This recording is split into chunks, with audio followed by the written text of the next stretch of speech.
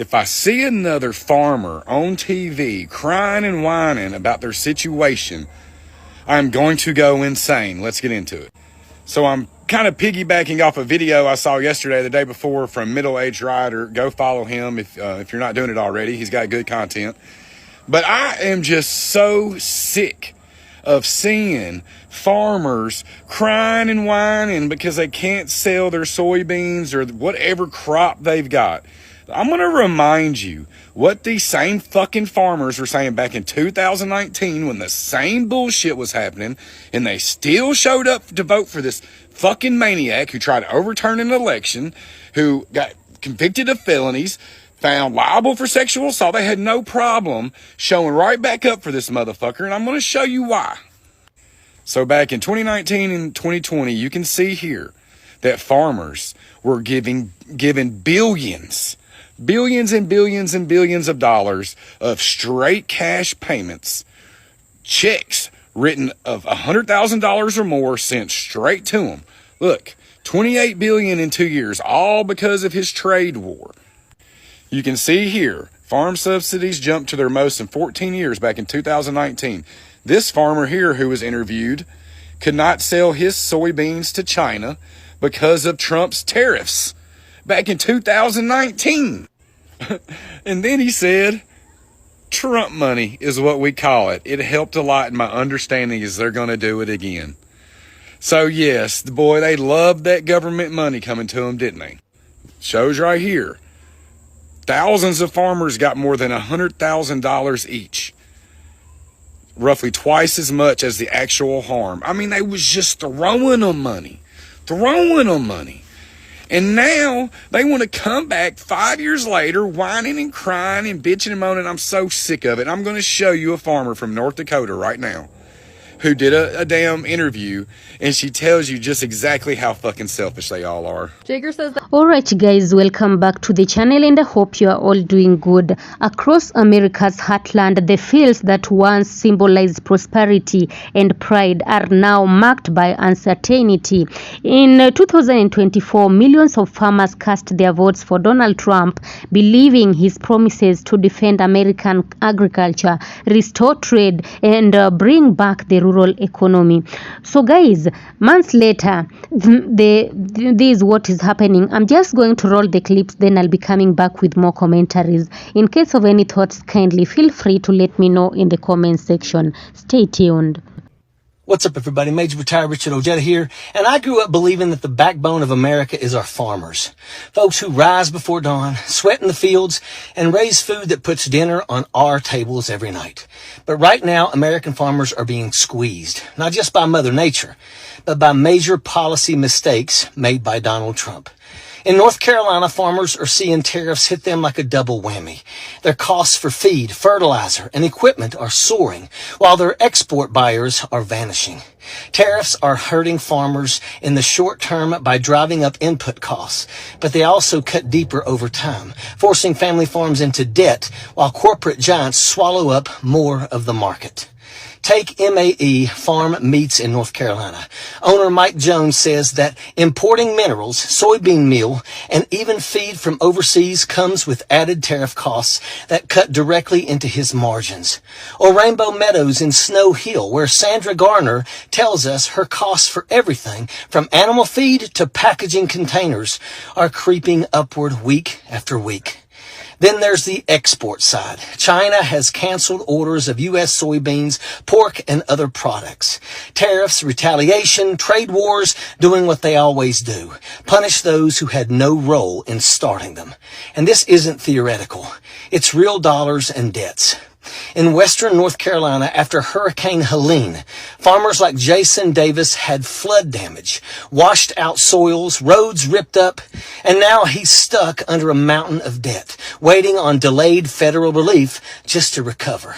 Some farmers are literally selling equipment or considering giving up their farms altogether just to make ends meet. But these are hard-working folks putting food on our tables, not commodities for Wall Street to gamble on. Here's what I believe. Our government should work for these farmers, not against them. We need to reform trade policy so we don't use tariffs like a blunt hammer. We need to ensure relief funding is fast, fair, and actually reaches small and mid-sized farms, not just big corporate agro-businesses.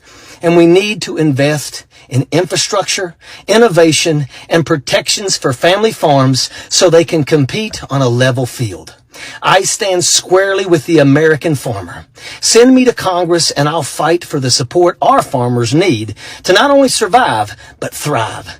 So I got a lot of grief about a post I did where I said I think it's hilarious watching these farmers cry over losing their family farms after voting for Trump. And I guess hilarious is the wrong word. It's more cathartic to see MAGA voters have to suffer through Trump's policies like the rest of us. Because, I mean, come on, they had to get bailed out Trump's first term. They should have learned then. He did a tariff war with China, and there was a farmer bailout. Anyone remember that? You know? And then they voted for him again in 2020, and they voted for him again in 2024, and here we are, a bunch of them are losing their farms. But guess what? They're not losing their farms. Trump is going to do another farmer bailout. He's going to spend between $10 and $50 billion to bail these farmers out. And, like, what does that even mean? They're still going to have to pay a lot for all their equipment because of the tariff wars. And because of the tariff wars, now China is buying all their soybeans from Argentina. Are they going to start growing different crops? How's he going to find people to buy these crops that want to pay the tariffs for it? Or is he just going to bail them out every single year?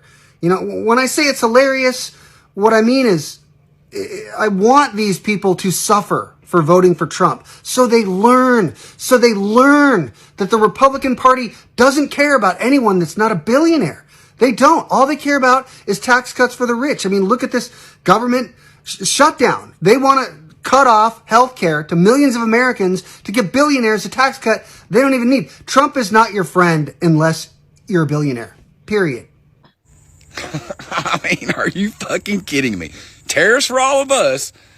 They don't mind that. Tariff everybody else, but don't tariff us. I mean, completely selfish assholes. Everybody saw what was coming.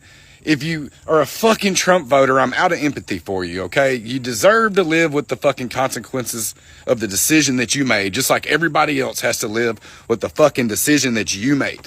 As we continue watching, guys, you know, in this video we are hearing directly from American farmers.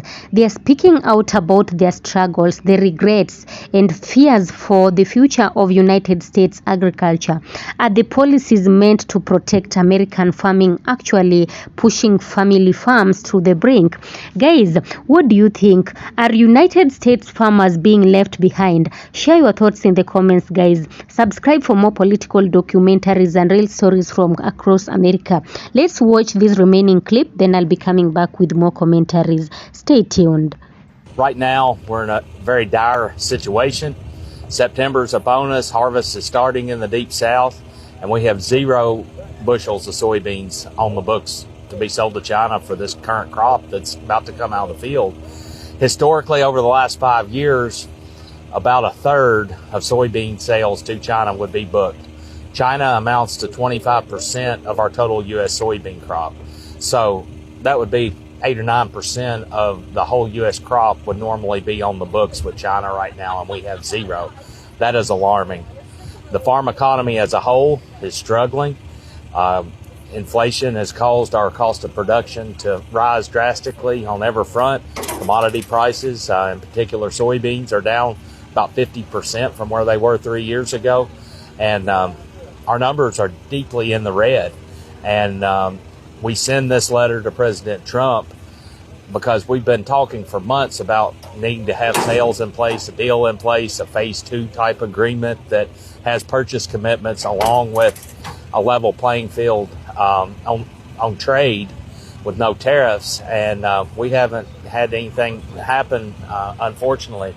And our appeal to President Trump and his administration is make soybeans a priority in any trade negotiations that are taking place. Soybeans are the #1 agriculture export to China. And in the last trade war, it was 71% of the losses that we had as American farmers.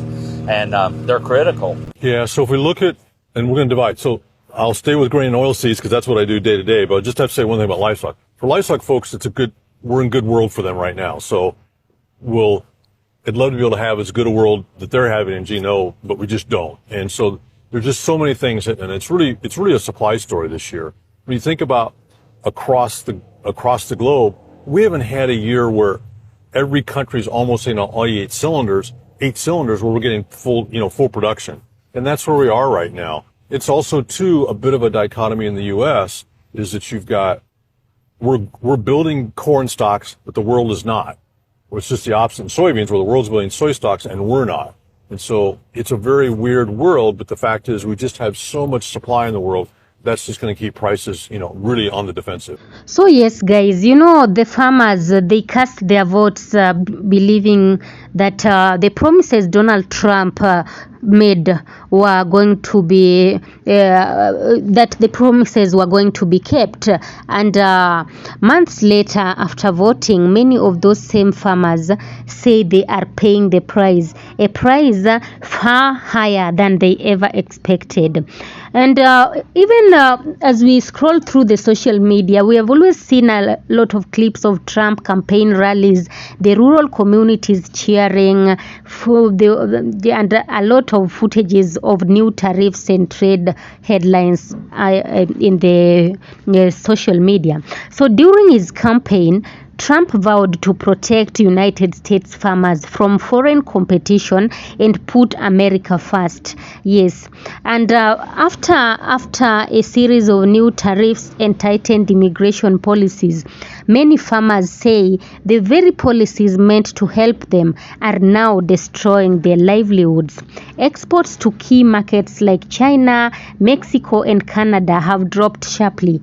Costs of imported farm equipment and fertilizers have soared. Right now, they are even complaining that they cannot export their soybeans. Yeah, they are even saying that we voted for him thinking that he'd fight for us, not to make it harder to stay in business.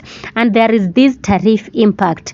I saw the graphs showing soybean, corn, dairy products prices, and a lot of footages of silos, idle trucks, and grain left unsold. So tariffs were designed to level the playing field against cheap imports, but they have also triggered retaliatory tariffs on American goods. For farmers, that's meant fewer buyers overseas and lower prices at home. Soybean exports to China, once a $14 billion market, have collapsed. The small dairy and grain producers are now barely breaking even or shutting down for good. And we have a farmer's quote that we can't sell what we grow and we cannot afford what we need to keep growing it. It's a loss. That is what one farmer quoted. And there is this labor shortage. Even as you scroll through the social media, you see empty barns, vacant fields, immigrant laborers leaving farms, interviews with farm owners. Yeah, that's another major blow. Yeah, that came from strict immigration enforcement. Many seasonal workers, the backbone of American agriculture, have left or can't return. Now crops rot in the fields for lack of hands to harvest them. Dairy farms, vineyards, and vegetable producers are all sounding the alarm. So we supported border control, but nobody told us it would mean losing the people who keep our farms running. Yes, and we have this political regret and division. And as I was perusing through the social media, farmers talk in diners, small town meetings, the protests, and some social media clips. In coffee shops and county fairs, the mood has shifted from optimism to outrage. Some farmers say they feel betrayed. Others remain loyal, believing the pain is temporary and part of a larger fight for independence. The result is a deep divide across rural America, not just political but personal. Yes, and there is a farmer who said that we are not against him. We are just tired of being the ones who always pay the price. So the future is uncertain, and I saw visuals of the sunset shots of farmland, families packing up, kids leaving rural towns. Yeah. Those are what people are depicting the future to be. As more family farms close, the question looms large. What happens to the American heartland when the people who feed the nation can no longer survive? For many, the answer is not in politics, it's in survival. But one thing is clear, that the farm crisis of 2025 is not just about crops or tariffs, it's about the soul of rural America. Yes, and you can even as you scroll through TikTok and other social media pages, we have montages of farmers at work, and also American flag waving but fading, something like that. Yes, so whether this is a short struggle or a lasting reckoning, one thing is certain, that America's farmers are fighting harder than ever to be heard. So what do you think? Are United States farmers being left behind? Subscribe for more real stories from America's heartland. Thank you so much for watching. Of course, all credit belongs to the original creators of the video. This video is meant for educational purposes and commentary purposes as well. Kindly give the video a thumbs up, like the video, share the video for it to get to a wider audience, and also give your comments in the comment section. Subscribe and hit that notification bell so that you don't miss on more stories like this. Have a nice time. Peace be with you.